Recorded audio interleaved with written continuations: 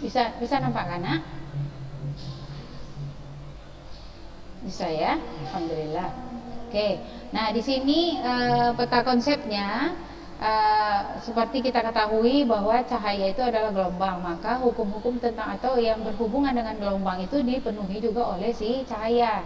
Dalam hal ini ada yang namanya pemantulan, pembiasan. Nah, kenapa dikhususkan Ustazah masalah pemantulan dan pembiasan?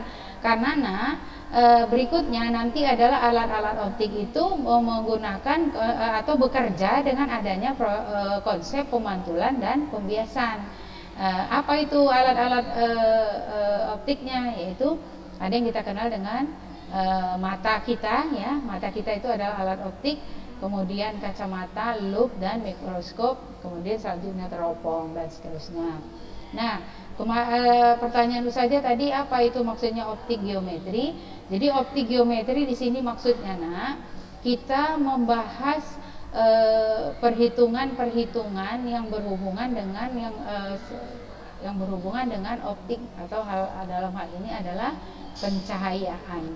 Jadi kalau kita bicara tentang optik, maka kita tidak terlepas dari yang namanya pencahayaan. Nah, bagaimana itu? Nanti ini masing-masing, mohon maaf Nak, jaringan internetnya agak lelet, ini agak bermasalah. Putus-putus suara saja. Iya kan? Iya, memang sini ada. Iya kan, Nak? Ini gimana? Udah lancar ini? Sofi, udah lancar suara saja. Sofi Hafizah. Iya, ini udah bagus lagi, tadi macet-macet. Nah, kemudian berikutnya kita lihat ya. Nah, di sini jadi optik geometri tadi yang berhubungan dengan perhitungan-perhitungan yang berhubungan dengan masalah pencahayaan tadi ya. Nah, berikutnya di sini bahwa cahaya atau istilahnya ray itu harus dia merambat itu berdasarkan garis lurus. Ini sudah kita bahas di rekaman yang Ustazah sudah sampaikan ya. Kita lanjutkan.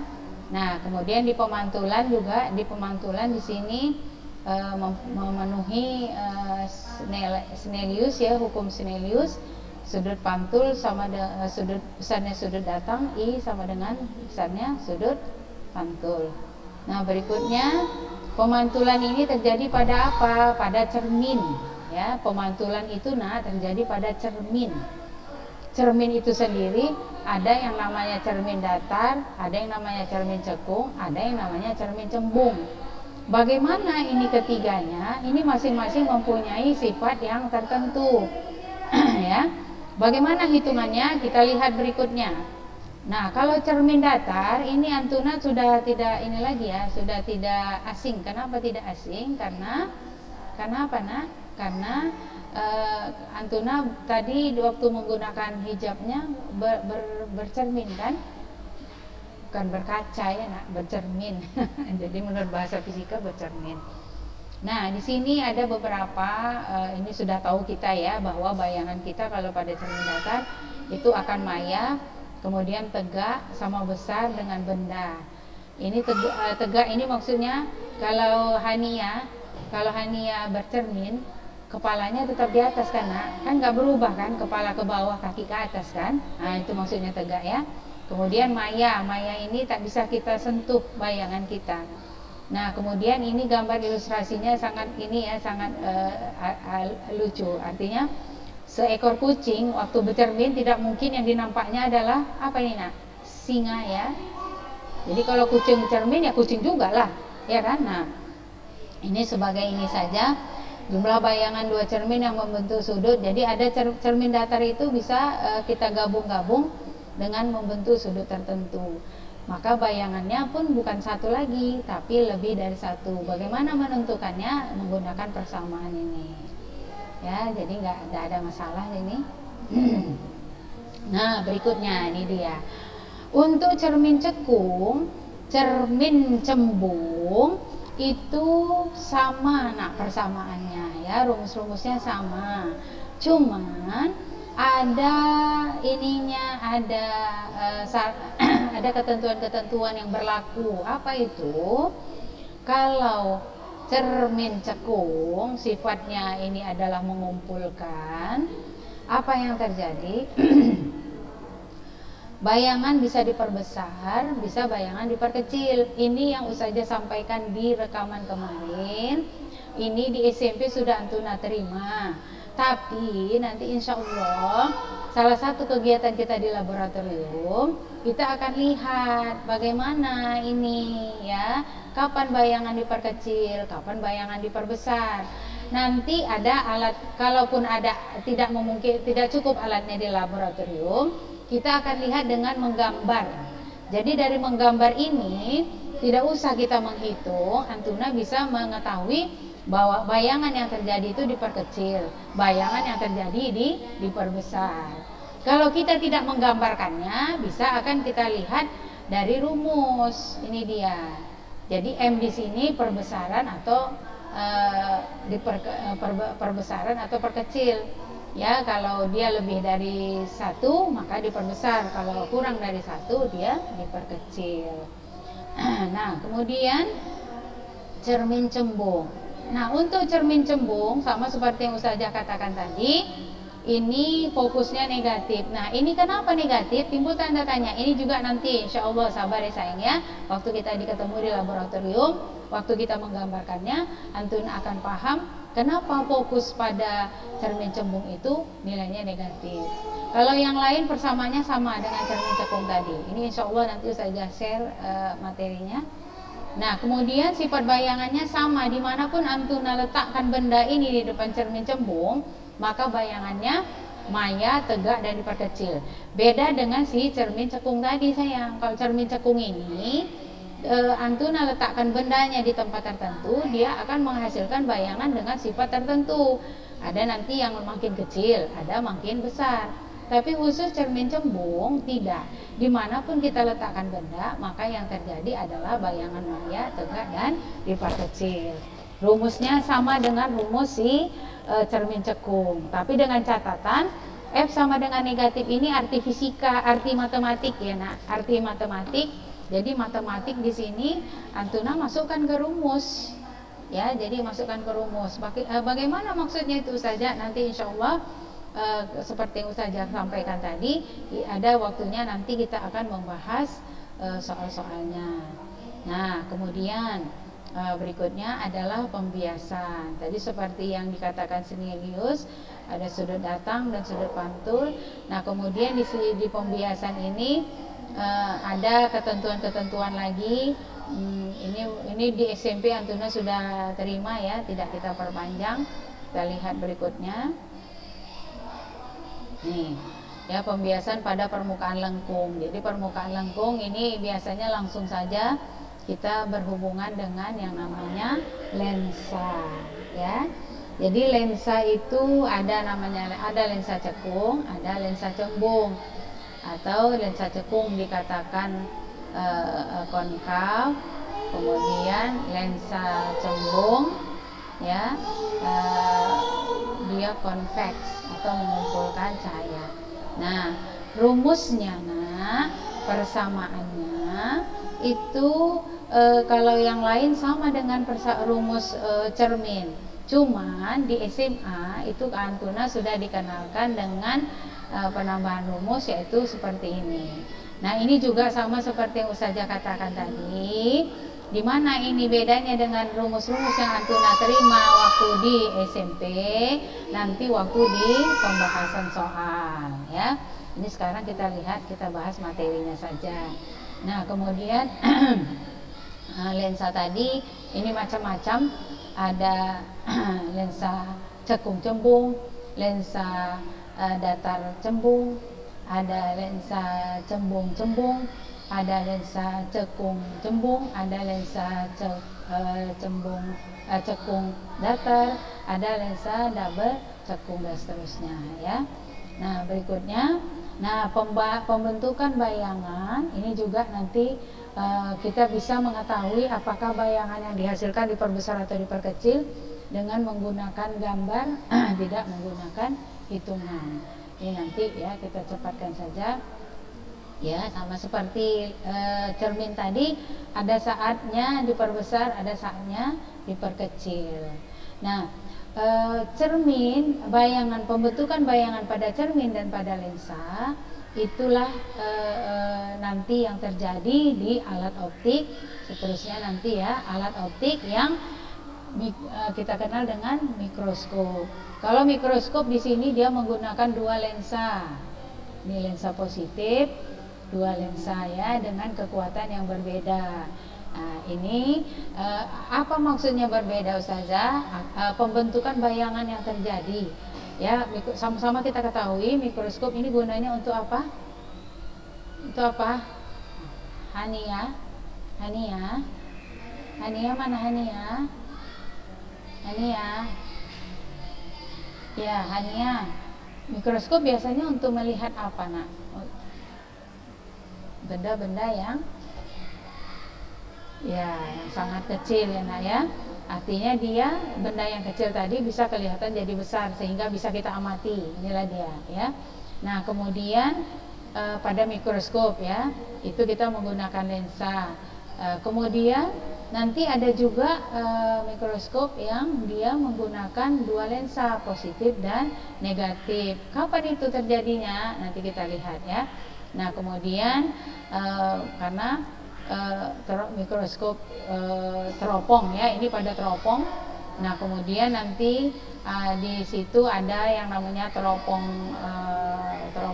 bumi ya. Teropong bumi itu khususnya di mana, Ustazah? Di situ khusus nanti Antuna perlu pahami bahwa ini benda, kemudian pertama benda akan membentuk bayangan pada lensa yang pertama, kemudian pada lensa yang kedua bayangannya maya. Nah, untuk mengatasi ini khusus dia namanya nanti teropong bumi, itu dia menggunakan menggunakan lensa yang lebih dari dua, yaitu 3, agar bayangan yang dihasilkan itu tidak maya tapi tegak. Nah, kemudian ada juga nanti alat optik yang menggunakan lensa dan cermin. Terusnya ini kemudian kita lihat pembentukan bayangannya digabung tadi ya. Ada alat yang menggabungkan antara lensa dengan cermin. Dan seterusnya ini ya, kita lihat saja berikutnya ya. Nah, kemudian lebih jelasnya lagi di alat-alat optik ini. Di sini akan kita lihat bahwa ada yang namanya pemantulan dan pembiasan. Kita mulai dengan alat optik. Dalam hal ini adalah yang ada di tubuh kita, ciptaan Allah. Yang selanjutnya ciptaan Allah ini dianalogikan untuk membuat alat optik yang lain ya. Inilah dia mata ya. Kemudian ini juga tidak terlalu berlama-lama kita. Ini di SMP atau di biologi Antuna sudah terima juga ini ya. Ada yang namanya penerima, kemudian dan seterusnya diolah sini sampai akhirnya terdeteksilah atau diterjemahkan bahwa yang kita lihat itu adalah gambar atau benda apa atau siapa yang kita lihat. Nah, ini bagian-bagiannya kita lewatkan saja. Kemudian kemampuan mata, kemudian ada sakit mata ya. Sakit mata di sini jangan Antuna bayangkan sakit matanya merah, tapi mata yang sudah bermasalah. Apanya yang bermasalah saja? Di dalam hal melihat benda. Nanti ada yang namanya miopi, rabun jauh. Ini bisa diatasi dengan menggunakan lensa cekung. Nah, kalau seperti Ustazah rabun dekat, jadi kalau dekat nggak bisa kelihatan. Jadi bagaimana? Dibantu oleh yang namanya lensa cembung atau lensa positif. Nah, berikutnya kalau ini nanti lebih lengkap lagi. Kalau mata orang tua ini lihat dekat pun nggak nampak, lihat jauh apalagi kan gitu ya. Maka dia menggunakan dua lensa. Mungkin pernah lihat neneknya ya, nenek di rumah ada menggunakan dua lensa seperti ini, ada garis di bawah, ini dipergunakan untuk kalau melihat dekat, kemudian ini dipergunakan kalau melihat jauh, dan seterusnya. Kemudian loop, ya loop ini kaca pembesar. Nanti insya Allah dilihat ada ya, mikroskop ada, lensa kita bisa gampang kita buat nanti. Kemudian ada mikroskop kita juga sudah bisa dipakai, sudah ready ya. Jadi insya Allah Antuna akan bisa melihat bendanya langsung. Ini hitungan-hitungan saja. Nah, kemudian ini mikroskop apa dan bagaimana, nanti bagaimana pembentukan bayangannya insya Allah ada di lab kita ya.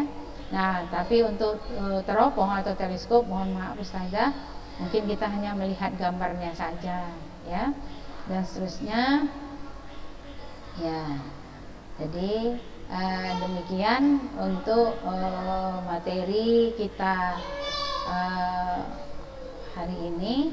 Jadi Ustazah mohon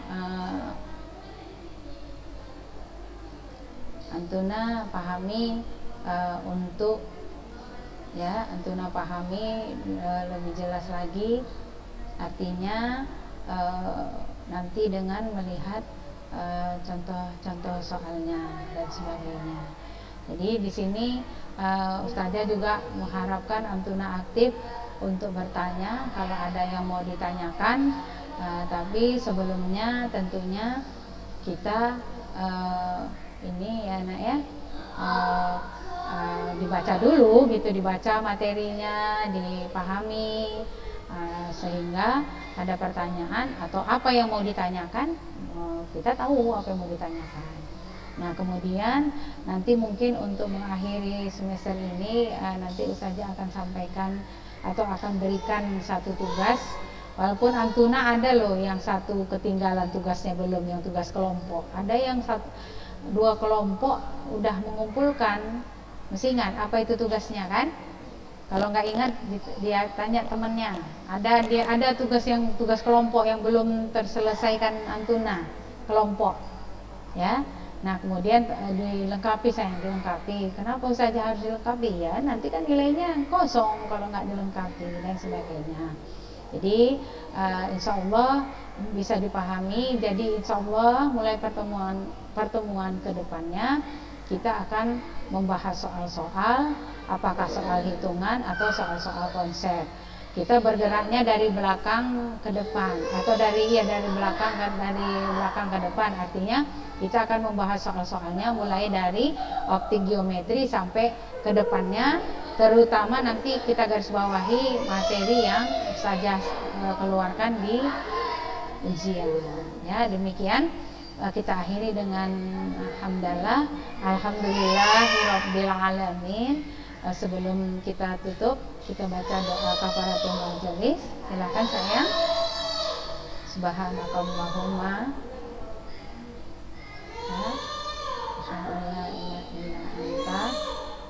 astaghfiruka wa atubu ilaik. Nah, ya, untuk jadwal praktikum nanti Ustazah akan sampaikan seminggu sebelum hari H kita praktek. Kapan itu Ustazah